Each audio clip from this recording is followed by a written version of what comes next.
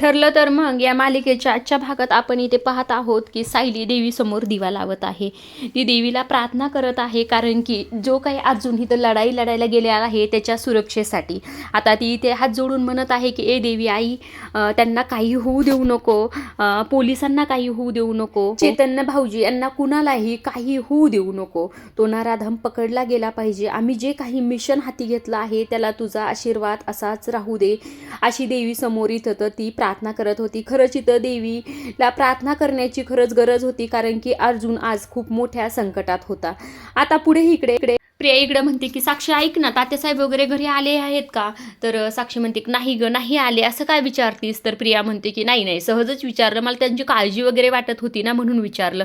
तर प्रिया आता साक्षीला म्हणते की जर ते कॉन्टॅक्ट केलं तुझ्याशी किंवा तुझ्याकडे आले, तुझ्या घरी आले तर लगेच मला कॉन्टॅक्ट करून सांग. तेव्हा मात्र साक्षीला इथं संशय आलेला असतो की प्रिया माझ्यापासून काही लपवत तर नाही ना. तिला तसं विचारते देखील, पण प्रिया म्हणते अजिबात नाही ग, असं काही नाही. जर तात्यासाहेब घरी आले ना तर मी नवस बोलले होते आणि मी मंदिरात जाऊन अभिषेक वगैरे घालीन असं ती आता इथे तिला सांगत असते. असं म्हणून ते आता फोन ठेवतात. इथं साक्षीला मात्र संशय आलेला असतो. ती म्हणत असती खरंच प्रियाला काही माहीत तर नसेल ना, माझ्यापासून काही लपवत तर नसेल ना, असं तिच्या डोक्यात इथे विचार असतात. दुसरीकडे मात्र इकडे जिथे महिपत लपला होता, ज्या घरात महिपत लपला होता त्याच्या सर्व बाजूनी आता पोलिसांनी घेरा मारला होता. आता पोलीस तिथं म्हणत होते की जो कोणी आतमध्ये आहे त्यांनी पडदिशीन बाहेर यावं, नाही तर त्याची आता काही खैर नाही, तर आम्ही दरवाजा तोडून आतमध्ये येऊ. तेव्हा महिपत इकडे घाबरलेला असतो. तितक्यातच महिपतला त्याच्या त्या पंटरचा फोन येतो. आता तो पंटर म्हणत असतो तुमच्या गाडीची अरेंजमेंट वगैरे झालेली आहे, तुम्ही पडदिशीन जिथं आहे तिथं या. तर तो म्हणतो आता काय येणार, मला सर्व बाजूने पोलिसांनी घेरलं आहे. त्याला भलतं ते ओरडतो, पण तितक्यात तो म्हणतो की आता मी काहीतरी करून येतो, फक्त तिथंच थांब, कुठेही जाऊ नको. असं म्हटल्याबरोबर आता इथे महिपतला काहीतरी प्लॅन करायचाच असतो, कारण की आता तिथून त्याला निष्ठायचं असतं. तो आता जो मुलगा आहे त्याच्या वडिलांना तो पकडतो आणि दरवाजा उघडून बाहेर येतो. आता पोलिसांना म्हणतो की जर ह्याचा जीव तुम्हाला वाचवायचा असेल तर तुम्ही सर्वांनी बंदुकी खाली नाहीतर हा गेलाच म्हणून समजा. असं म्हटल्याबरोबर सर्वच पोलिसांनी इथे बंदुकी खाली ठेवलेल्या असतात, कारण की त्यांना ह्या बिचाऱ्या माणसाचा जीव वाचवायचा असतो. आता इथे अर्जुन म्हणत असतो की ए महिपत त्याला सोड आता. असं म्हटल्याबरोबर महिपत म्हणतो की ए अर्जुन, पुढे एक जरी पाऊल टाकलास तर ह्या माणसाचे 113 तुकडे झाल्याशिवाय राहणार नाही, अशी तो आता इथे धमकीच देत असतो. आता थोडं पुढे सरकून लगेच तो म्हणतो काय सुभेदार, आम्ही तुमच्यापेक्षा वयाने मोठे आहोत, आमचे केस पांढरे झाले आहेत, तरी देखील तुम्ही आमचं ऐकत नाही. असं म्हटल्याबरोबर खरं इथं अर्जुनला खूप राग आलेला असतो. अर्जुन इथं म्हणतो की हा तर सुटेलच, पण तू सुटणार नाहीस. आता महिपत इथं म्हणतो काय सुभेदार, तुम्हाला वाटतं का ही खोटी बंदूक आहे? जोपर्यंत ही बंदूक माझ्या हातात आहे ना तोपर्यंत मला कोणीही काहीही करू शकत नाही.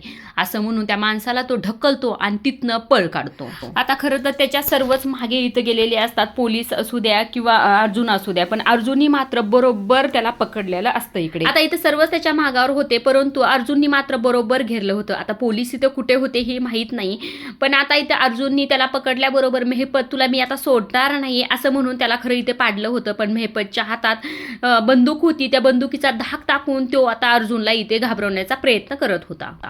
आता इथे सायली आणखी देखील देवी पुढे हात जोडून उभा होती आणि म्हणत होती की माझ्या अर्जुनला काही होऊ देऊ नको, तुझा आशीर्वाद असाच आमच्यावर राहू दे.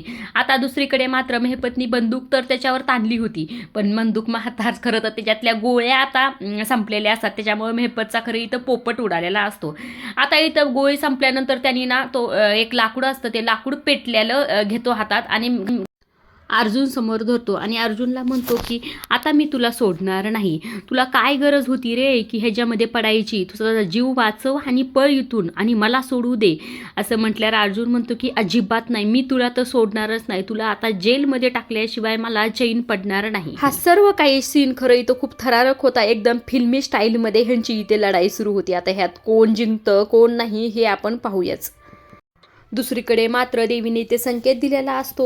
आता इथे सायली जेव्हा प्रार्थना करत होती तेव्हाच महागनं फोटो पडला आणि तो फोटो असतो सायली आणि अर्जुनचा, आणि त्या फोटोला खरं तर इथे तडा गेलेला असल्यामुळे सायली इथे खूप घाबरलेली होती. इथे ती कुणालाही न सांगता अर्जुनकडे जाण्यासाठी निघालेली.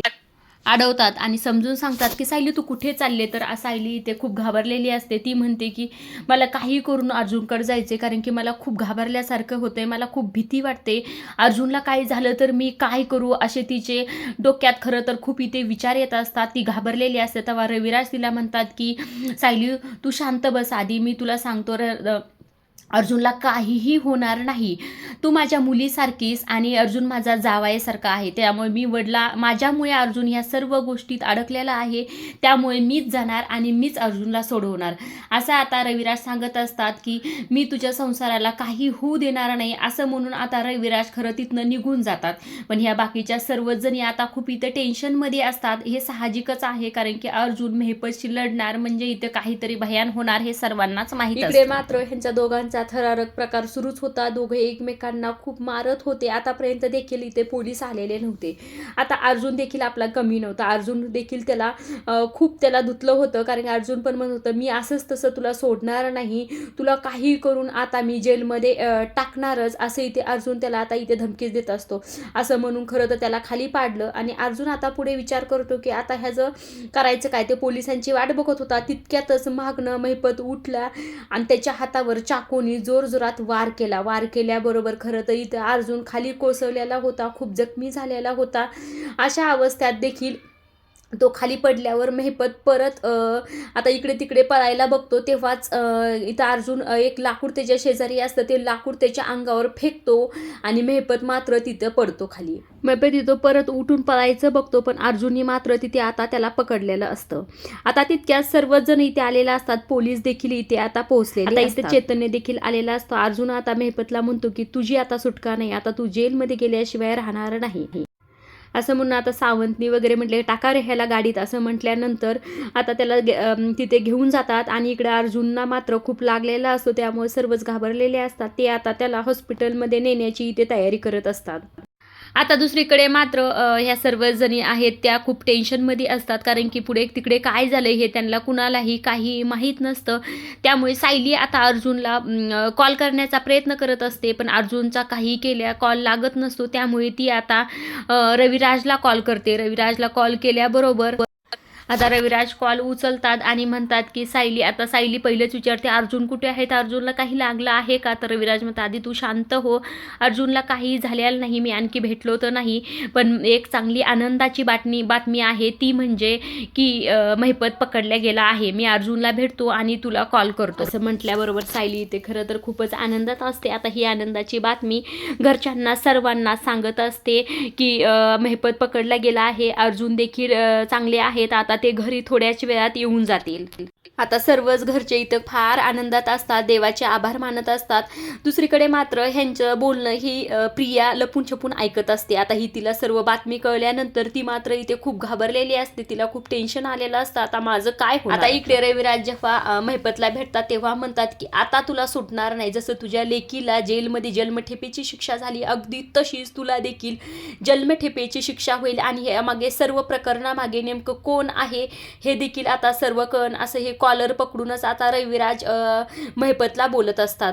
आता इकडे मेहपत तर जेलमध्ये गेला. आता तिकडे रविराज अर्जुनला भेटायला जातात. तर अर्जुनकडे बघून खरं ते खूप घाबरलेले असतात, कारण की अर्जुन खूप सारा जखमी झालेला असतो. अर्जुन म्हणतो की मला काही झालं नाही, पण रविराज म्हणतात अजिबात नाही, तुला खूप लागले, ताबडतोब तू आता डॉक्टरकडे चल, असं ह्यांच्या दोघांचं सर्वांचं बोलणं असतं. पण आता हे सर्वच खूप खुश असतात, कारण की मेहपत पकडलेला गेलेला असतो.